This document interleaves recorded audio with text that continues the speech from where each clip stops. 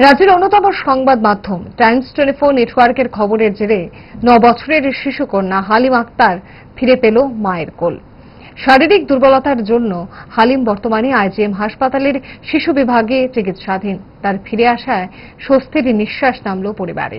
হালিমকে কোলে ফিরে পেয়ে সংবাদ মাধ্যম টাইমস 24 নেটওয়ার্ককে কৃতজ্ঞতা জানালো পরিবার পরিজনরা। প্রসঙ্গত মহালয়ার সকালে আচমকা বেহুদিশ হয়ে যায় 9 বছরের মুক ও বধির শিশুকন্যা হালিম আক্তার। তার বাড়ি রাজধানীর বর্ডার গোলচক্কর এলাকায়। তার হদিশ না পেয়ে ভেঙে পড়ে হালিমের পরিবার।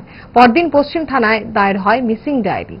হালিমের অসহায় পরিবার মেয়ের সন্ধান পেতে সাহায্য চায় রাজ্যের অন্যতম সংবাদ মাধ্যম টাইমস 24 নেটওয়ার্কের কাছে। আবেদনে সাড়া দেয় টাইমস 24। হালিমের খবর সম্প্রচারিত হয় সংবাদ মাধ্যম টাইমস 24-এ। পথ ভুলে বেশ কয়েকদিন পথের নানা ধারে ঘুরে বেরিয়েছে হালিম। এরপর আগরতলা উদয়পুরগামী বাসে যেতে বসে হালিম। খবরের জেরে আচমকা হালিমের ছবি ধরা পড়ে বাস কন্ডাক্টরের চোখে। যোগাযোগ করা হয় হালিমের পরিবারের সাথে।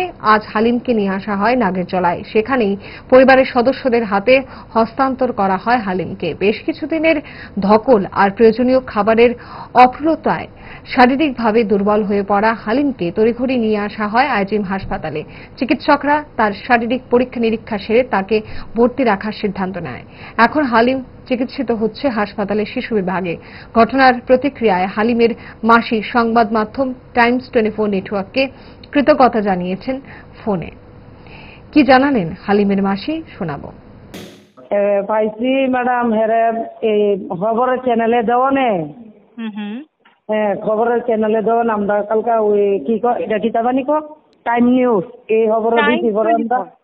হ্যাঁ হ্যাঁ, এটার ভিতরে পরে পুদুপুরের গাড়ি ঠিকঠাক আসলো উঠছে পরে এই সিস্টেমে খবরটা দেখতে আটকাইছে। আরে আটকাইয়া বিশাল ঘর দিছে, গাছের বিশাল ঘর নিয়ে বলক দিছে। বলকের থেকে আজকাল হেরে লইয়া আইছি আনছি পরে মানে নাগরদোলায় লামছি পরে মাথা ঘুরাইয়া ওই চোখ মুখ উল্টাই দিছে। হেরে হসপিটাল ভর্তি করছি। হেরে ম্যাডামে চেক করছে বলে বুবা মানুষ 3 দিন 4 দিন হয়ে গেছে। হ্যাঁ বাড়িতে আর যদি কিচ্ছু করে তো ম্যাডামে দেখছে, দেখিয়া গেছে না এমন কিচ্ছু হয়েছে না। হ্যাঁ খাওয়ানোর থেকে এমন হয়েছে। যে চ্যানেলে লাগিয়ে আমরা পাইছি আমার বোন জিয়ারে তানের কাছে আমরা অনেক কৃতজ্ঞ।